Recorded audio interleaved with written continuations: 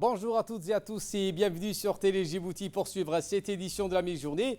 Les titres de l'actualité de ce dimanche 14 mars.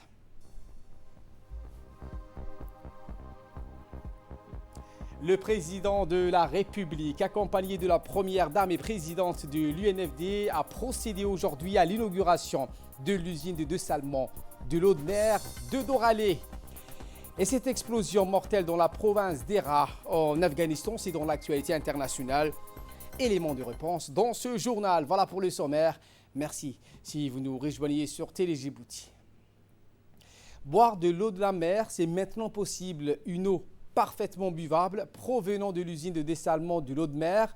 Une usine qui produit de l'eau douce pour toute la population djiboutienne.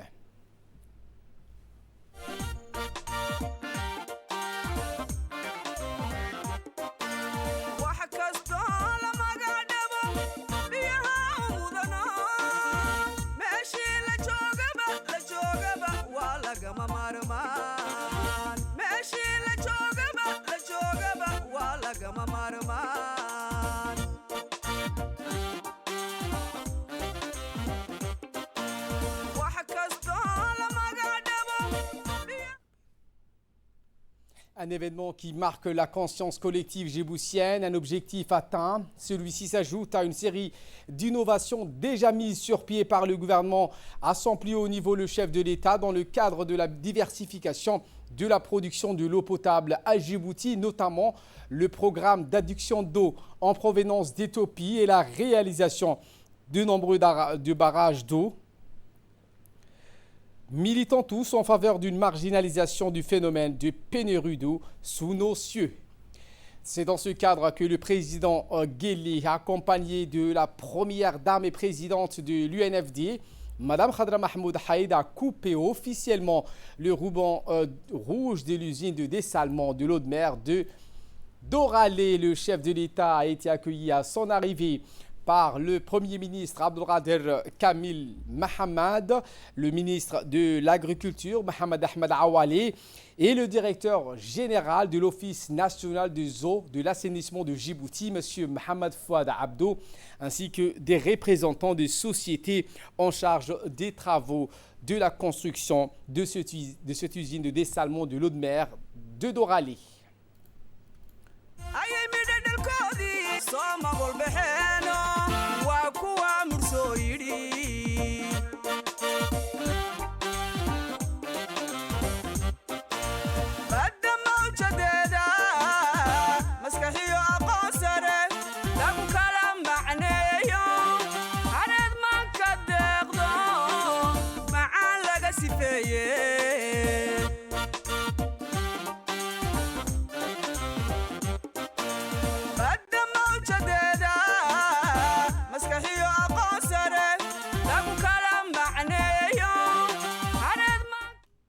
Eh bien, cette usine a une capacité de production journalière estimée à 22 500 mètres cubes, facilement extensible dans la deuxième tranche à 45 000 mètres cubes par jour, financée par l'Union européenne à hauteur de 40,5 millions d'euros et 5,5 millions d'euros en faveur de la République de Djibouti. Eh bien, ce Graal est le fruit d'une collaboration réussie entre le gouvernement djiboutien et l'Union européenne, partenaires financiers de notre pays dans cet important projet de développement, s'inscrivant également dans les projets intégrés en matière d'énergie et d'eau connus autrement PEPER, un des volets de l'initiative énergie durable pour tous.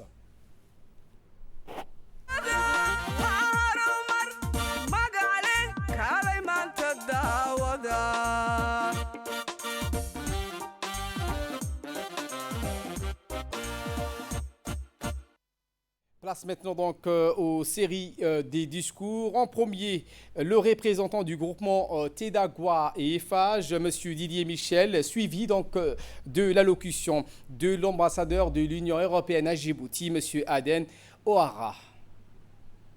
Aujourd'hui, l'usine de dessalement de Doralé commence à fournir ses premiers mètres cubes d'eau salée. D'eau dessalée. Ce long chemin a été possible grâce aux efforts durant ces 3 années du groupement Tedagwa Eiffage qui a conçu et construit cette usine que je représente aujourd'hui, mais également grâce au support de l'ensemble des parties concernées.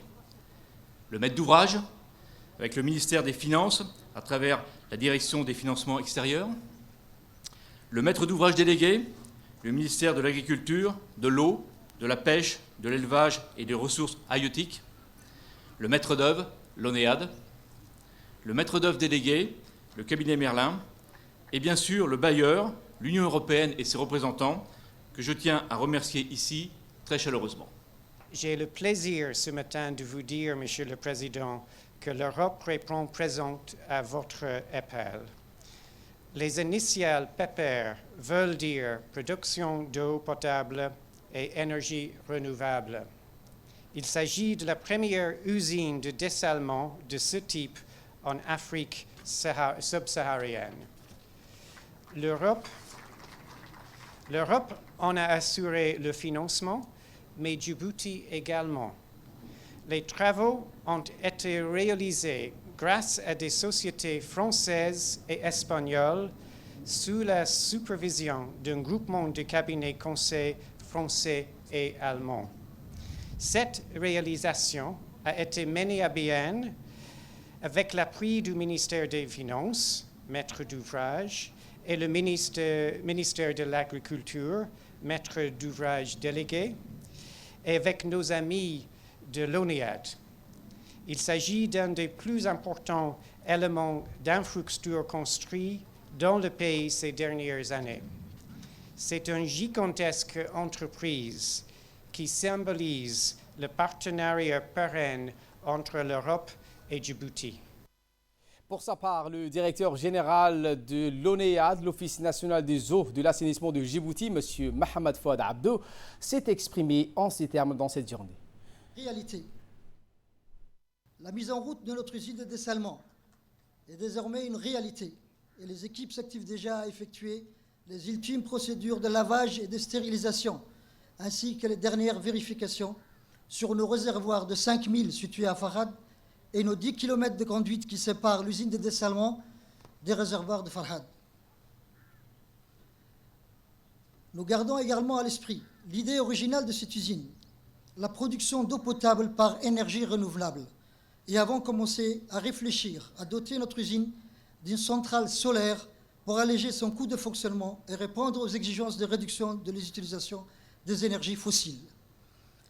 L'exploitation de l'usine sur 5 ans se fera conjointement avec le constructeur Eiffage Tedagua, qui s'est engagé à nous accompagner et à former nos agents pour maîtriser ce concentré de haute technologie. Les 22 500 m3 que nous allons produire dans les tout prochains jours et les 45 000 m3 que nous devrions produire à terme grâce à l'aide de nos partenaires européens viennent compléter nos ressources en eau et sécuriser, grâce à l'interconnexion avec l'Éthiopie, une demande toujours croissante. La réalisation de cette usine, qui malgré le Covid n'a subi aucun retard, est une étape importante dans la marche en avant de l'ONEAD. Elle constitue un maillon indispensable dans la chaîne d'un plan d'action ambitieux souhaité par le gouvernement et qui vise à engager de front et dans l'urgence de nombreux projets. Écoutons à présent le ministre de l'Agriculture, Mohamed Ahmed Awali. L'édification de cette infrastructure de dessalement moderne d'un coût total de 63 millions d'euros, consenti sur financement de l'Union européenne à titre de dons, 59 millions Union européenne et 4 millions parties djiboutiennes.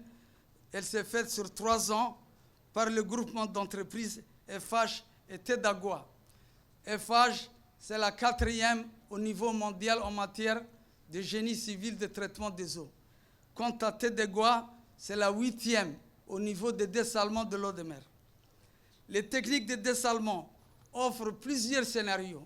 Il y a la méthode de distillation, il y a la méthode qu'on appelle distillation au traitement thermique, et puis la méthode osmose inverse, traitement membranaire.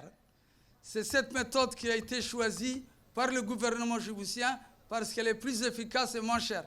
Le rendement est beaucoup plus élevé et elle est moins chère. Le rendement obtenu de cette usine est de 45%. de l'eau traitée. Par exemple, pour 100 litres, 55 seront rejetés et 45 seront traités, deviendront de l'eau douce de très bonne qualité.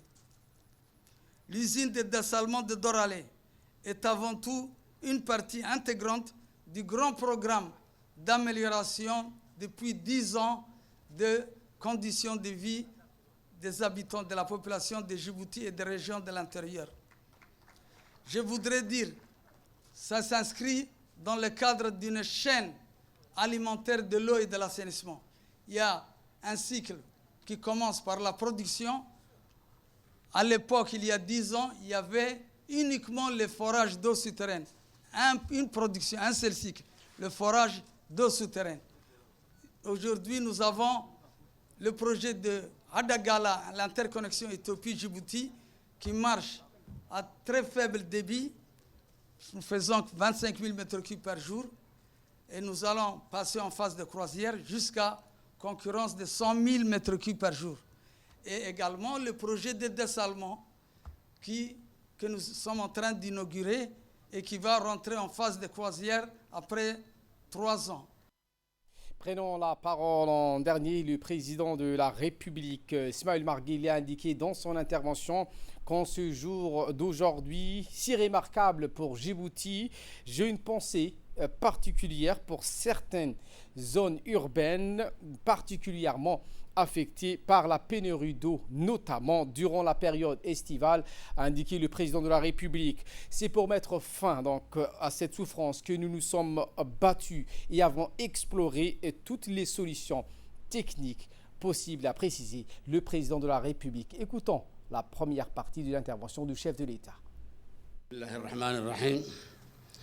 الصلاة والسلام على رسوله الأمين سيدنا وحبيبنا محمد صلى الله عليه وسلم. Mesdames et messieurs, lors de la pose de la première pierre de notre usine de dessalement en 2018, j'avais mis en lumière le destin si singulier qui lie la mer et notre peuple depuis la nuit des temps. Nous, Djiboutiens, avions depuis longtemps rêvé de recevoir de la mer qui nous l'offre, cette substance en abondance, source de toute vie et de tout développement. J'avais alors apporté, au nom de notre État souverain, tout mon soutien aux équipes qui allaient entreprendre de relever ce formidable défi qui permet de réconcilier nos traditions avec les meilleurs de la modernité technologique. J'avais aussi fixé un cap et un calendrier, et ils ont été tenus. Aussi, et malgré les difficultés du chemin, nous voici réunis aujourd'hui autour de la nouvelle pierre angulaire sur laquelle notre nation va pouvoir construire plus fortement son avenir en garantissant à la population de Djibouti le premier de ses droits, celui de pouvoir boire chaque jour une eau de qualité et ce, en quantité suffisante. En ce jour si remarquable pour Djibouti, j'ai une pensée particulière pour certaines zones urbaines particulièrement affectées par la pénurie d'eau, notamment durant la période estivale. C'est pour mettre fin à cette souffrance que nous nous sommes battus et avons exploré toutes les solutions techniques possibles. Cette eau, issue du dessalement de la mer, est source de vie. Elle sera source de développement pour grandir notre pays et irriguer chacun de ses projets, fortifier chacun de ses membres et de bénir, sous le regard d'Allah, le miséricordieux, toutes nos entreprises.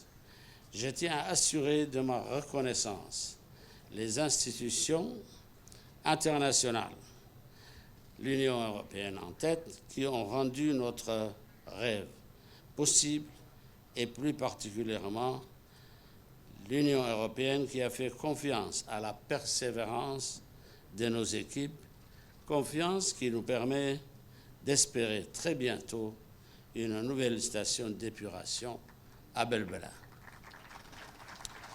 Car dorénavant, l'eau et l'assainissement sont les deux jambes sur lesquelles notre politique urbaine va marcher plus fortement pour assurer à nos villes un environnement plus sain et plus agréable. Dans la seconde partie de son intervention, le président Guelleh a tenu à remercier naturellement l'Union européenne qui ont accordé à la République de Djibouti l'aide nécessaire pour que ce projet aboutisse.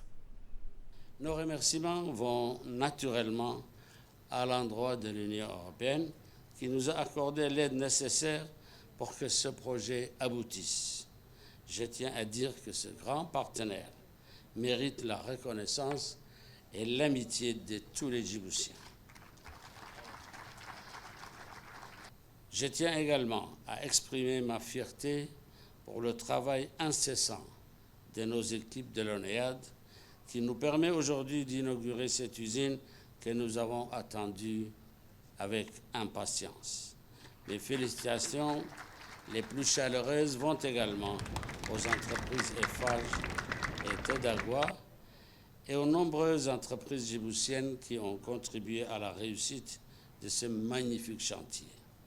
Les 22 500 mètres cubes d'eau potable que nous allons produire dans les tout prochains jours et les 45 000 mètres cubes que nous produirons bientôt grâce à l'énergie du soleil nous permettront de voir de nouveaux projets pousser et fleurir au sein de notre oasis de paix et de stabilité. Nous avons donc réussi ce challenge et nous avons prouvé que Djibouti est en capacité de relever de nouveaux défis. Nous sommes prêts à accueillir demain sur notre territoire de nouveaux investissements et de nouvelles innovations pour accompagner notre croissance au service de tous et notre rayonnement régional. Produire, c'est bien, gérer, c'est encore mieux. Ne pas gaspiller l'eau ferait économiser des mètres cubes de cette précieuse ressource.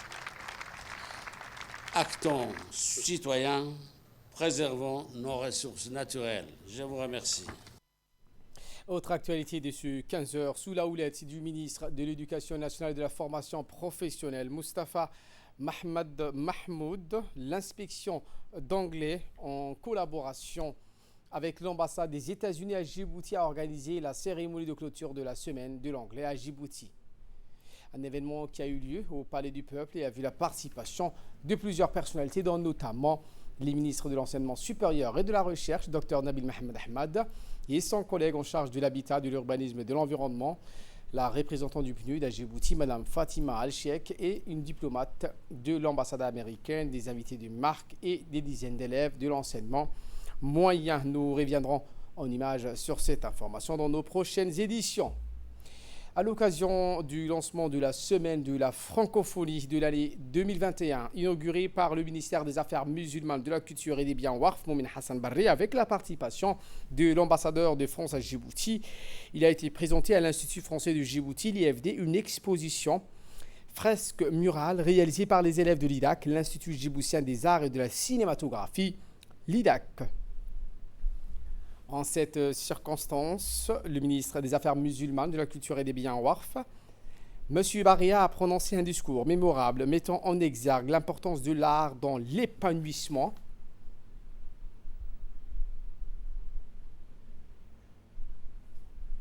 Par la suite, l'ambassadeur de France à Djibouti a précisé que cette œuvre collective mettant en relief des thématiques importantes comme la lecture, la musique, la peinture, la création culturelle visait à témoigner la maîtrise par des élèves de l'IDAC. Écoutons pour plus de précisions l'intervention de l'ambassadeur.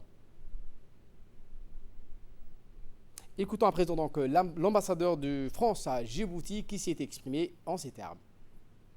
Francophone, je suis évidemment très heureux comme toujours de vous retrouver pour à la fois célébrer l'ouverture de la semaine de la francophonie, mais aussi, monsieur le ministre, et tout autant pour l'inauguration des œuvres que nous venons de faire ensemble, des œuvres d'art proposées par les jeunes artistes de Djibouti.